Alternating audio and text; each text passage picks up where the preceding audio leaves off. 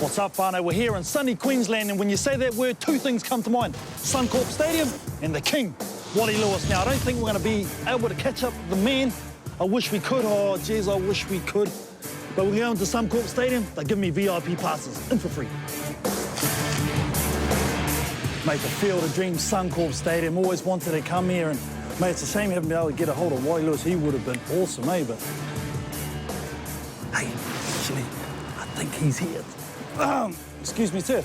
Hey. Wally, nice to meet you. How you going? No, good. What are you guys doing here?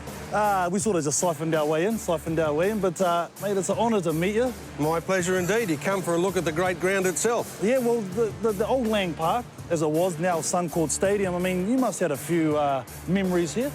A lot of memories of the old Lang Park. I mean, both of my grandparents lived within 300 metres of the ground. So it was fantastic. I used to come to my granddad's place every Saturday morning. He was a local barber up the road. You can see what's happened to my hair now. It's all gone. It's been taken away.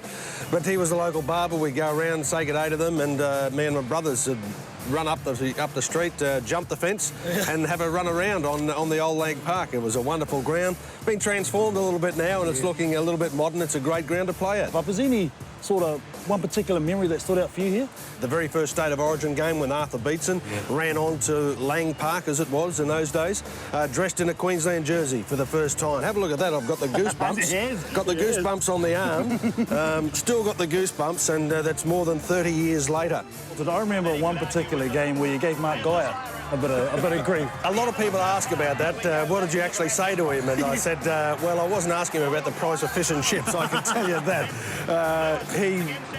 He'd been told to do a job in that game. I actually felt quite sorry for the bloke. He was a 19-year-old kid that had been told to go out there and make life uncomfortable for the Queenslanders, knock their heads off. He's the only bloke I know in history of Rugby League that's had 4 cautions and hasn't been sent to the sin bin or sent off. He probably deserved to be. Now, me being a New South Welshman, that's who I support, unfortunately. But you I can tell by that grubby blue shirt that you've got on there.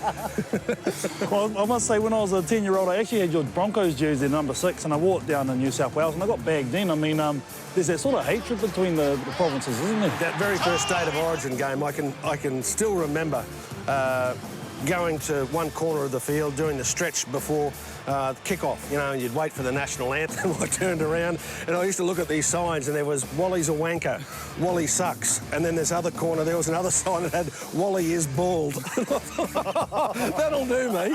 Now, just tell me, what was it like for you, like in the change rooms, like with the likes of Arthur Beetson and Mal Meninga and Alfie Lang? I mean, that must have been a pretty cool changing room. Yeah, well, the very first time, of course, at the opening game of Origin, I was sitting in there with Chris Close and Mal Meninga, and we were the 3 kids. Mal turned 20 that day. Choppy and I had both turned 20 a couple of months before, and we were nervous kids. Arthur came up to us, put the hand on the shoulder and said, I can remember his speech to me, he said, mate, listen, I haven't seen a lot of your play, he said, but you've obviously got the talent. You're the best lock forward in the country, otherwise you wouldn't be here. And he said, and I'm confident you can go out there and do it. I spoke to Chris Close and Mal Meninga after the game, and I said, it was fantastic. Arthur came up to me and he said this, and Chris Close said, yeah, he said exactly the same. There was only one word different. He said, you're the best centre in the country. So we knew that he didn't know a lot about us. He'd seen us. He probably heard us that we were just nervous young kids that had been selected in the team. But to have the opportunity to play alongside the great man, I think was one of the greatest honours that we'd ever had. New Zealand's a nutty. I mean, us Māoris, they love the State of Origin. I mean, do you guys feel it over here?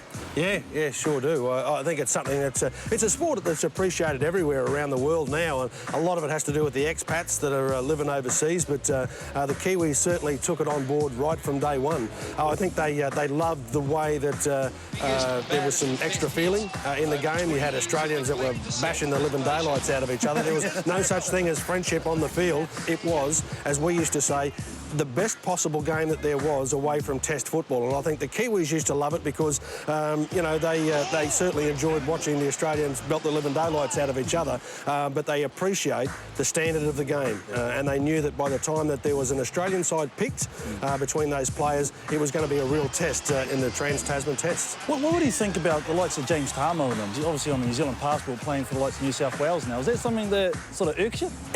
Well, it irks me, and a lot of people will suggest that's just because course, he's playing for New South Wales. But, I mean, there's a backbone to everything. I believe that, you know, if you're a Kiwi, you should be playing for New Zealand.